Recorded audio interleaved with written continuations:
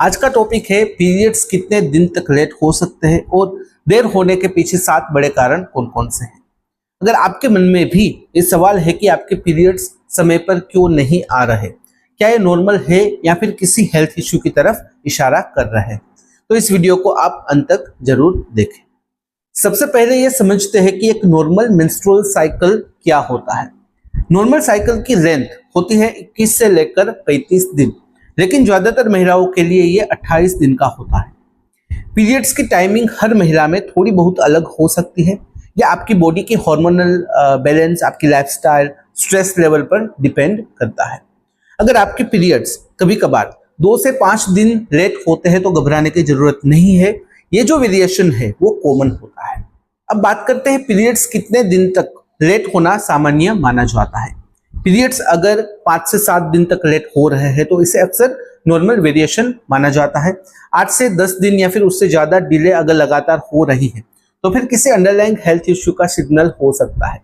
Medical expert कहते हैं कि अगर आपके 3 कंसेक्यूटिव साइकिल्स इरेगुलर है तो फिर गायनेकोलॉजिस्ट से कंसल्ट करना काफी जरूरी हो जाता है। अब बात करते हैं उन 7 मुख्य कारणों की जो पीरियड्स डिले कर सकते हैं। उसमें सबसे पहला कारण और सबसे कॉमन कारण है प्रेगनेंसी। अगर आप सेक्सुअली एक्टिव हो और आपके पीरियड्स लेट हो रहे हैं तो फिर पहले आपको होम प्रेगनेंसी टेस्ट करवानी चाहिए। प्रेगनेंसी में हार्मोन का लेवल जैसे कि HCG बढ़ जाते हैं, जिससे ओव्यूलेशन रुक जाता है। तो ये पहला कारण है। दूसरा कारण है स्ट्रेस। अगर आप बहुत ही ज्यादा स्ट्रेस लेते हो तो कोर्टिसोल हार्मोन का लेवल बढ़ता है, जो आपके मेंस्ट्रुअल हार्मोन जैसे कि एस्ट्रोजन और प्रोजेस्टेरोन को सप्रेस कर देता है, जिससे क्या होगा, क्रोनिक स्ट्रेस आपकी मेंस्ट्रुअल साइकिल को पूरी तरह से डिस्टर्ब कर देता है, इसलिए भी लेट हो सकता है। तीसरा कारण है PCOS यानी कि पॉलीसिस्टिक ओवरी सिंड्रोम। PCOS एक हार्मोनल डिसऑर्डर है जिसमें ओवरीज में मल्टीपल स्मॉल सिस्ट बनते हैं। इसमें ओव्यूलेशन इरेगुलर होता है या फिर रुक जाता है, जिससे पीरियड डिले हो सकते हैं।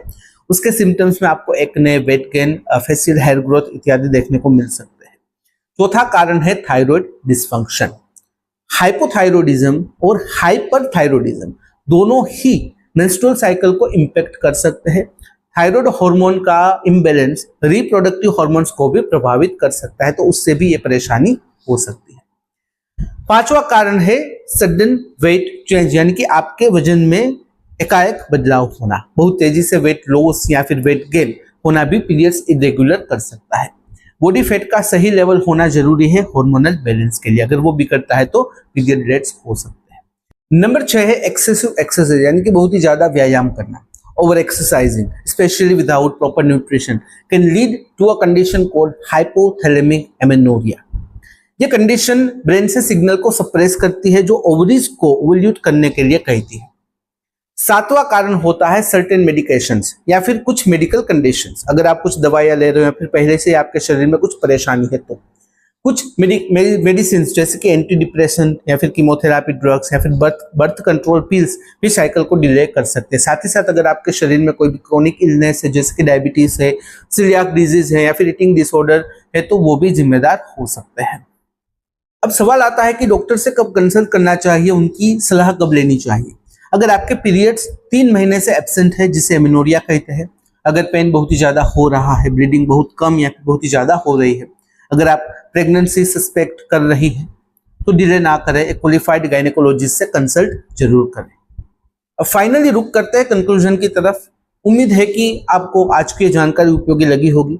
याद रखिए, थोड़ा बहुत डिले नॉर्मल हो सकता है, लेकिन बार बार इरेगुलर पीरियड्स आपकी हेल्थ को सिग्नल दे रहे हैं कि कहीं ना कहीं पर कोई परेशानी जरूर है, तो आपको डॉक्टर से तुरंत बात करनी चाहिए।